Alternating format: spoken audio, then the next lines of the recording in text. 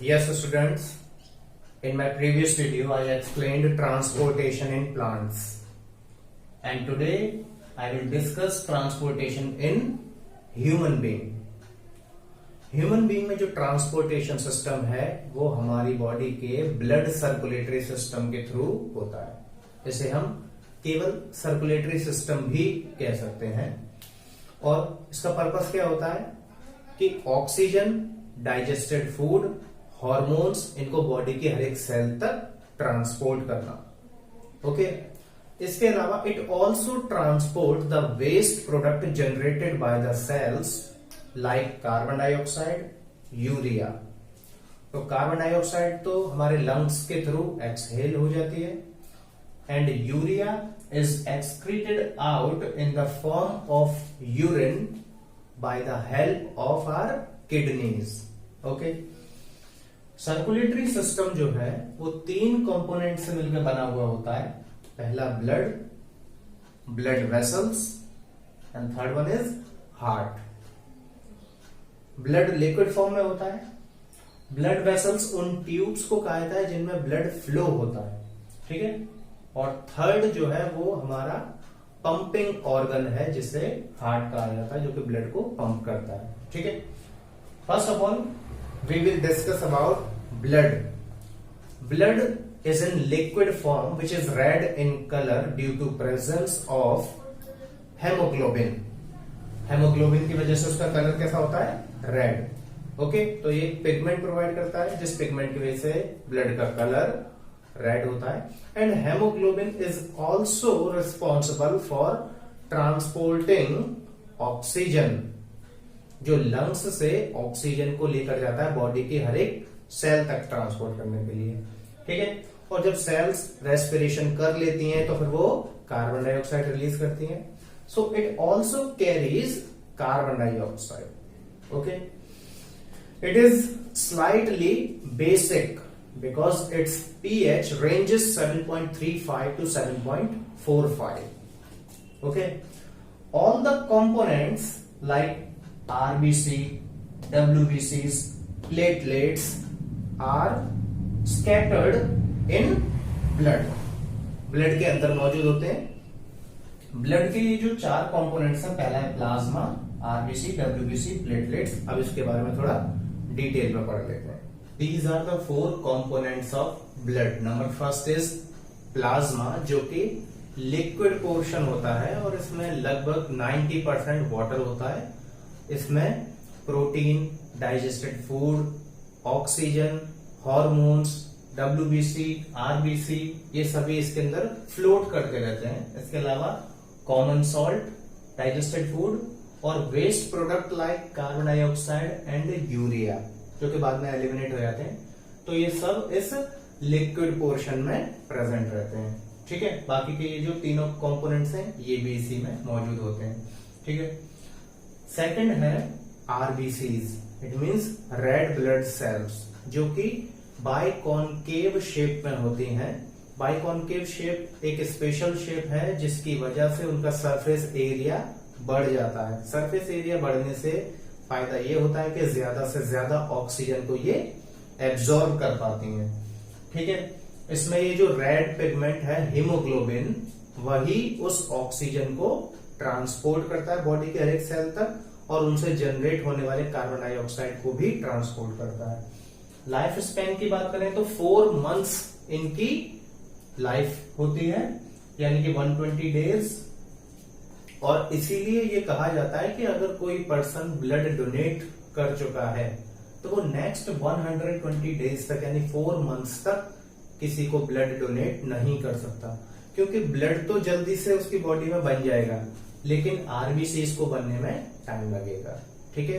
तो अगर वो दोबारा से ब्लड डोनेट कर देगा तो कहीं ना कहीं उसकी लाइफ जो है वो मुश्किल में आ जाएगी। इसीलिए डॉक्टर्स एडवाइस देते हैं कि 4 मंथ्स तक आप दोबारा ब्लड डोनेट नहीं कर सकते हैं, ठीक है। थर्ड है WBCs, यानी white blood cells. These are also called the soldier of our body because they protect us from infection, germs and diseases. Okay. ये एक स्पेशल इनमें से केमिकल जनरेट होता है जिसकी वजह से एंटीबॉडीज बनाती हैं, और एंटीबॉडीज का काम ये होता है कि वो इन्फेक्शन फैलाने वाली सेल्स से फाइट करती हैं, डिसीज फैलाने वाली सेल्स से फाइट करती हैं और उनको डिस्ट्रॉय कर देती हैं, जिससे हमारी बॉडी इन्फेक्शन और डिसीज से बच जाती है और हमारी बॉडी का इम्यून सिस्टम उससे स्ट्रांग बनता है। ठीक है, लाइफ स्पैन की बात करें तो WBCs वेरिएबल लाइफ स्पैन रखती हैं। कुछ WBCs ऐसी होती हैं जो कि जिनका लाइफ स्पैन कुछ घंटों के लिए ही होता है। ठीक है, और कुछ ऐसी भी हैं जिनमें लाइफ स्पैन 7 दिन, 8 दिन या 10 दिन, इट मीन्स 8 to 12 डेज, ये वेरिएशन रहता है इनकी लाइफ में। हर किसी की लाइफ जो है पर्टिकुलर एक लाइफ स्पैन हम नहीं कह सकते कि ये पर्टिकुलर इतने टाइम तक ही अलाइव रह सकती है, ये वेरिएबल होता है। ओके, और इनका जो शेप है वो इरेगुलर शेप होती है, जैसे कि अमीबा की होती है उस तरह से इनकी भी शेप कोई डिफाइन नहीं होती, वो बदलती रहती है। लास्ट कंपोनेंट है प्लेटलेट्स। प्लेटलेट्स जो है वो फ्रैगमेंट्स होते हैं सेल्स के, कुछ स्पेशल सेल जो कि हमारे बोन मैरो में बनती हैं उनके वो टुकड़े होते हैं और ये भी ब्लड में मौजूद रहते हैं। इनका जो मेन फंक्शन है वो है ब्लड क्लॉटिंग। तो आपने एक चीज गौर की होगी कि अगर किसी जगह पर कट लग जाता है या फिर कहीं पर कोई घाव हो जाता है बॉडी में जहां से कि ब्लड फ्लो हो रहा है, तो कुछ टाइम बाद ऑटोमेटिकली वो ब्लड का फ्लो होना रुक जाता है। किसकी वजह से? प्लेटलेट्स की वजह से, क्योंकि वो ब्लड को क्लॉट कर देते हैं, यानी कि उस फ्लो होने वाले ब्लड को वो रोक देते हैं। अगर कंटिन्यूअसली ब्लड फ्लो होता रहा तो क्या रहेगा कि बॉडी से सारा ब्लड बाहर निकल जाएगा, उस पर्सन की डेथ हो जाएगी। इसलिए ये कोएगुलेंट का काम करता है, जिसका काम है ब्लड के अननेसेसरी फ्लो को रोक देना। मेनली ब्लड क्लॉटिंग के लिए विटामिन के रिस्पॉन्सिबल होता है, जो कि मेनली ग्रीन लीफी वेजिटेबल जैसे स्पिनच में मौजूद रहता है। ठीक है, सर्कुलेटरी सिस्टम का सेकंड पार्ट है ब्लड वेसल्स।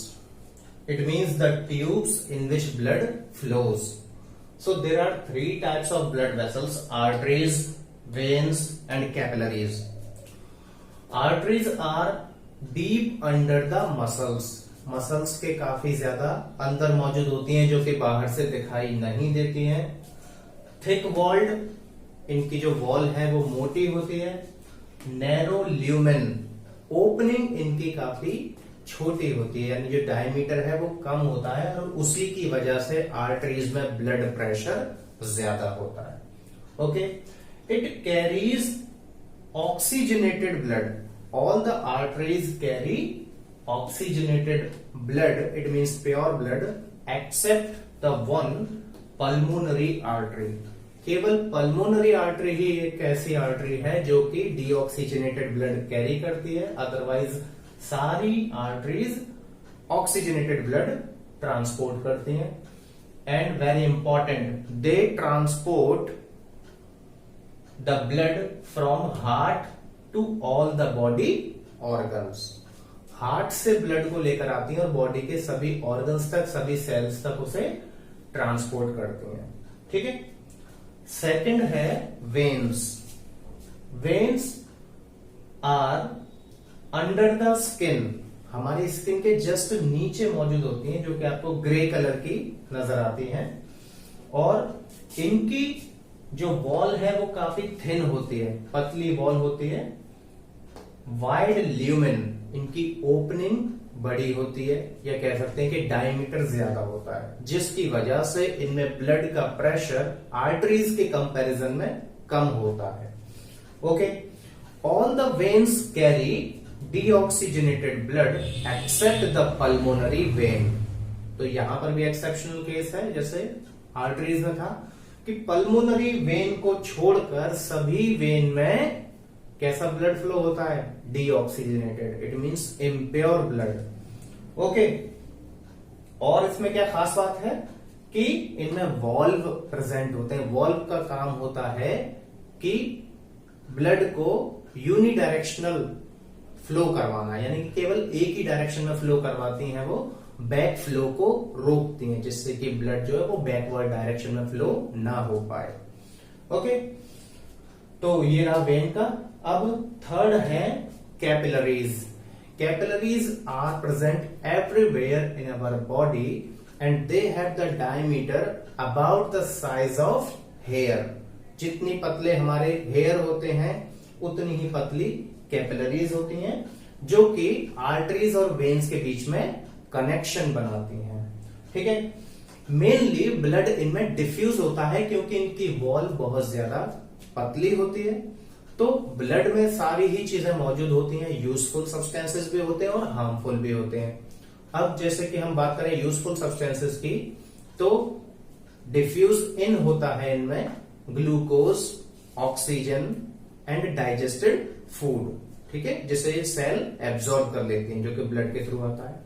और उसके बाद जब ये रेस्पिरेशन कर लेती हैं या फिर एक्सक्रीशन हो जाता है सेल्स में, तब urea, carbon dioxide diffuse out हो जाता है कैपिलरीज में वापस। ठीक है, तो डिफ्यूजन की जो प्रोसेस है वो कैपिलरीज में होती है। यही यूजफुल सब्सटेंसेस को सेल्स को प्रोवाइड करती हैं और हार्मफुल सब्सटेंसेस को वापस एब्सॉर्ब कर लेती हैं, जिसे कि लंग्स के थ्रू और किडनीज के थ्रू बॉडी से बाहर निकाला जा सके। ऑलराइट, अब थर्ड इसमें पोर्शन है ह्यूमन हार्ट का, जो कि काफी ज्यादा इंपॉर्टेंट है, उसे ध्यान से सुनिएगा। सो स्टूडेंट, सर्कुलेटरी सिस्टम का जो थर्ड पॉइंट है वो है हार्ट। हार्ट जो है वो हमारी चेस्ट कैविटी में प्रेजेंट होता है and it is slightly tilted towards the left side. Okay, ये हल्का सा लेफ्ट साइड की ओर मुड़ा हुआ होता है। Okay, it is about the size of closed fist, यानी जो बंद मुट्ठी होती है उसके बराबर इसका साइज होता है एडल्ट में। ये एक पंपिंग ऑर्गन है। ठीक है, ब्लड पंप करना इसका फंक्शन है और कार्डियक मसल्स से मिलकर बना होता है। इसकी जो मसल्स होती हैं उन्हें बोलते हैं cardiac muscles. Okay, human heart 4 chambers में डिवाइडेड होता है, जिसमें अपर 2 चैम्बर्स को बोलते हैं एट्रिया। एट्रिया प्लूरल वर्ड है, एट्रियम सिंगुलर है। तो upper 2 chambers are called atria and lower 2 chambers are called ventricle. आप एट्रियम की बजाय ऑरिकल वर्ड भी यूज कर सकते हैं। तो ऊपर के जो 2 चैम्बर्स हैं उनका नाम होता है ऑरिकल और नीचे के 2 चैम्बर्स हैं उनका नाम होता है वेंट्रिकल। ठीक है, दोनों जो चैम्बर्स हैं लेफ्ट और राइट पोर्शन, यानी कि ये जो लेफ्ट पोर्शन और राइट पोर्शन है, ये एक बीच में वॉल मौजूद होती है जिसकी वजह से सेपरेट होता है। आपने यहां पर गौर किया होगा कि मैंने एक पोर्शन को रेड कलर से इंडिकेट किया है और बचे हुए आधे पोर्शन को मैंने ग्रीन कलर से इंडिकेट किया है। तो याद रखिएगा कि ये जो सेप्टम है, बीच में जो वॉल होती है, वो लेफ्ट पोर्शन और राइट पोर्शन को सेपरेट करती है ताकि ऑक्सीजनेटेड और डीऑक्सीजनेटेड ब्लड आपस में मिक्स अप ना हो जाए। ठीक है, तो यहां पर आपको ये ध्यान रखना है कि अगर कोई पर्सन आपके जस्ट सामने खड़ा हुआ है तो लेफ्ट एंड राइट का जो कोऑर्डिनेशन है वो चेंज हो जाएगा, यानी उसका जो लेफ्ट पोर्शन होगा वो आपके अकॉर्डिंग राइट रहेगा और उसका जो राइट पोर्शन रहेगा वो आपके अकॉर्डिंग लेफ्ट। अब ऐसे आपको सपोज करना है कि कोई पर्सन आपके ठीक सामने खड़ा हुआ है, तो ये जो पोर्शन है ये उसका राइट है, जो ग्रीन कलर वाला है, और जो रेड कलर वाला है वो लेफ्ट पोर्शन है। अब बारी बारी से इसके सारे पार्ट्स और उसके फंक्शंस के बारे में हम स्टडी करेंगे।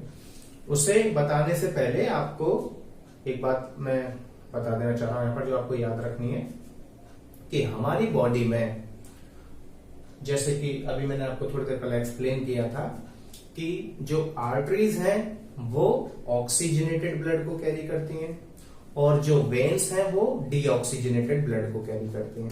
ठीक है, तो इन आर्टरीज में एक मेन आर्टरी होती है जो हार्ट से ऑक्सीजनेटेड ब्लड को सप्लाई करने के लिए शुरुआत करती है, यानी कि सबसे पहली जो आर्टरी है, मेन आर्टरी जो ऑक्सीजनेटेड ब्लड को सप्लाई करती है, उसका नाम है आयोर्टा।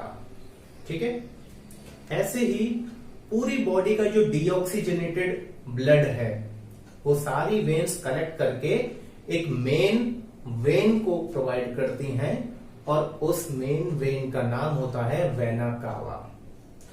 तो हमारी बॉडी में सुपीरियर एंड इंफीरियर दो तरह के वेना कावा मौजूद होते हैं।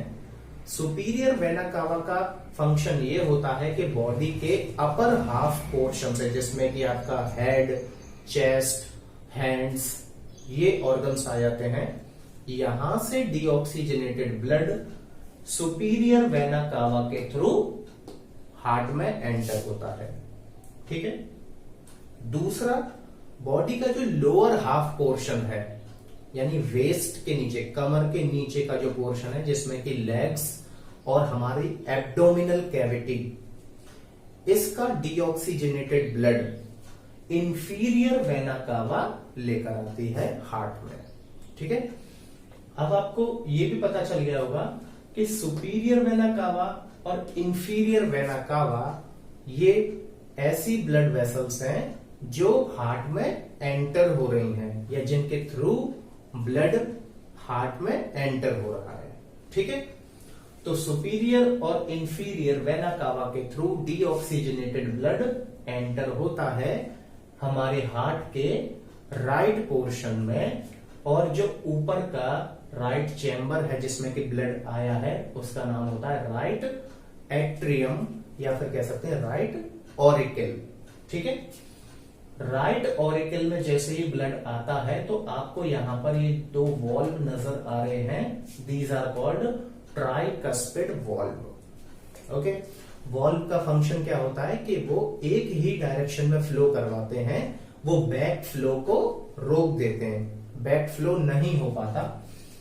तो जैसे ही राइट ऑरिकल में ब्लड आएगा, ट्राइकस्पिड वॉल्व ओपन हो जाएंगे और वो ब्लड आकर नीचे जो चैम्बर है उसमें कलेक्ट हो जाएगा, और जो लोअर चैम्बर है उसका नाम होता है राइट वेंट्रिकल।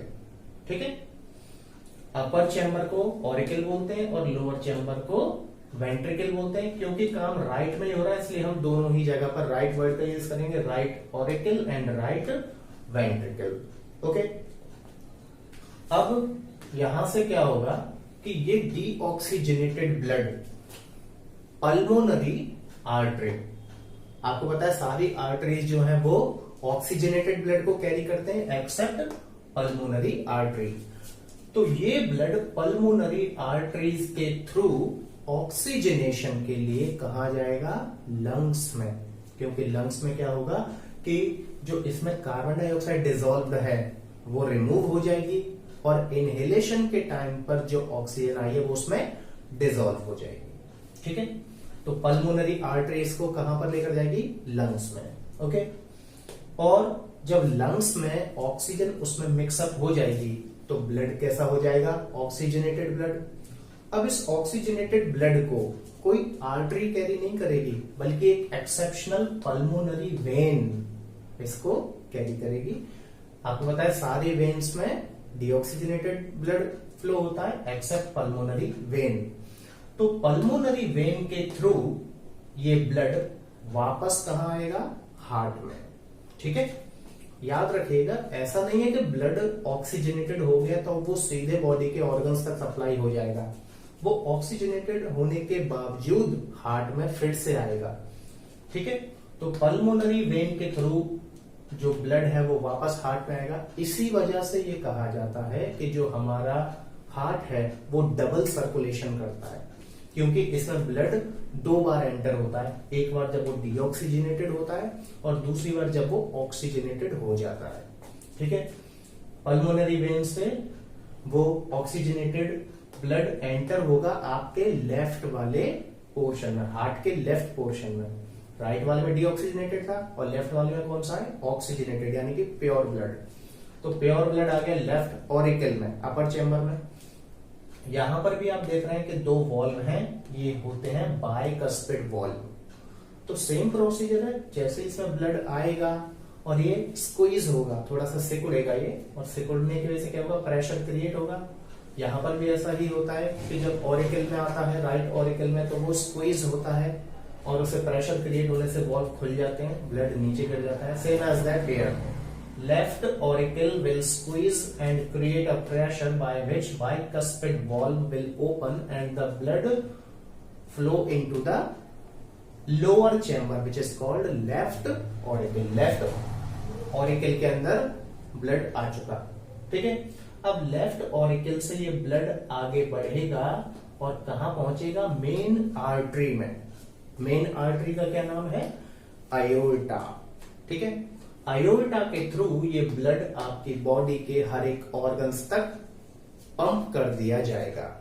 तो जैसे कि मैंने आपको यहां पर ये बताया था कि सुपीरियर वेना कावा और इंफीरियर वेना कावा वो दो ब्लड वेसल्स हैं जो कि हार्ट में एंटर होती हैं, यानी जिनके थ्रू हार्ट में ब्लड आता है। ऐसे ही पल्मोनरी आर्टरी और आयोर्टा, ये वो दो ब्लड वेसल्स हैं जिसके थ्रू ब्लड हार्ट से बाहर जाता है, या फिर कह सकते हैं these are the blood vessels which leave the heart. Okay, leaving the heart की कैटेगरी में एक आर्टरी और भी होती है जो कि हार्ट को लीव करके जाती है, उसे छोड़ कर जाती है, वो है कोरोनरी आर्टरी। कोरोनरी आर्टरी का क्या काम होता है, बहुत ही इंपॉर्टेंट होती है। इसका काम ये होता है कि ये ब्लड को जो हार्ट की कार्डियक मसल्स हैं उनको ट्रांसपोर्ट करती है, ठीक है। तो कोरोनरी आर्टरी आयोर्टा के बेस से निकलने वाली आर्टरी होती है जिसका काम होता है कि हार्ट की कार्डियक मसल्स को ब्लड सप्लाई करना, न्यूट्रिएंट सप्लाई करना। अगर किसी वजह से by the way coronary artery block हो जाती है, या कहें कि कोरोनरी आर्टरी की जो ब्रांचेस हैं वो ब्लॉक हो जाती हैं और ब्लड की सप्लाई नहीं हो पाती है, तो क्या होगा, उस कंडीशन को बोला जाता है मायोकार्डियल इन्फार्क्शन। इन्फार्क्शन का मतलब होता है कि किसी पर्टिकुलर एरिया के जो टिश्यू हैं वो डेड हो जाते हैं due to interruption of blood supply. अब ब्लड सप्लाई जब इंटरप्ट हो जाएगी तो वहां के टिश्यूज डेड हो जाएंगे, और कार्डियक टिश्यू के डेड होने का मतलब है मायोकार्डियल इन्फार्क्शन, और इसे कॉमनली कहा जाता है हार्ट अटैक, यानी कि उस पर्सन को हार्ट अटैक हो जाएगा, ठीक है। तो ये जो हमने आपको बताया इसके बारे में, पूरा ब्लड सर्कुलेशन के बारे में, हो सकता है कि यहां पर पूरी तरह से आपके समझ में नहीं भी आया हो। आप इसको वीडियो को रिवाइंड करके दोबारा से जब देखेंगे तो काफी हद तक क्लियर हो जाएगा। इसके बाद मैं एक फ्लोरल डायग्राम बनाऊंगा जिसके थ्रू आपको सर्कुलेशन बहुत ही इजी वे में समझ में आ जाएगा, ठीक है। Yes student, this is the floral diagram to show the circulation in our body and the function of the heart. Starting करते हैं यहां से, लंग्स में जो ब्लड आया था वो ऑक्सीजनेशन के लिए आया था और कार्बन डाइऑक्साइड के रिमूवल के लिए। इट मींस अब ब्लड कैसा हो गया, ऑक्सीजनेटेड ब्लड। ओके, तो लंग्स से उस ऑक्सीजनेटेड ब्लड को एक एक्सेप्शनल वेन यानी पल्मोनरी वेन लेकर आएगी, and then it is poured into the left atrium of the heart. Left atrium में आएगा और यहां पर ये जो वॉल्व है, बाइकस्पिड वॉल्व, ये ओपन हो जाएगा जिससे कि ब्लड लेफ्ट एट्रियम से लेफ्ट वेंट्रिकल में पहुंच जाएगा, ठीक है। इसके बाद लेफ्ट वेंट्रिकल से ये ब्लड हमारी बॉडी में जो मेन आर्टरी है जिसका नाम है आयोर्टा, ओके, मेन आर्टरी इस ऑक्सीजनेटेड ब्लड को लेफ्ट वेंट्रिकल से आपकी बॉडी के हर एक ऑर्गन्स तक ट्रांसपोर्ट कर देगी। अब बॉडी के ऑर्गन्स ने उस ब्लड में मौजूद ऑक्सीजन और डाइजेस्टेड फूड, हार्मोन्स जो भी पहुंचा है उस सबको यूटिलाइज कर लिया, और उसके बदले में जो वेस्ट मटेरियल है यानी कि कार्बन डाइऑक्साइड वो वापस डिफ्यूज हो जाएगा उस ब्लड में। वहां से उस ब्लड को आपकी बॉडी की जो वेन्स हैं वो कैरी करेंगे, क्योंकि वेन्स जो हैं वो डीऑक्सीजनेटेड ब्लड को कैरी करती हैं, और वो ले जाकर उसे मेन वेन जो है यानी कि वेना कावा, ठीक है, उसमें पहुंचा देंगी। नंबर 4th पॉइंट है ये। तो वेना कावा क्या करेगा कि उस डीऑक्सीजनेटेड ब्लड को पोर कर देगा राइट एट्रियम में, यानी जो राइट चैम्बर है आपके हार्ट का अपर पोर्शन राइट एट्रियम, उसमें पोर कर देगा। यहां पर जो है ट्राइकस्पिड वॉल्व ओपन होगा, क्योंकि जब ये स्क्वीज होगा तो क्या होगा कि वॉल्व ओपन हो जाएगा और ब्लड आ जाएगा राइट वेंट्रिकल में।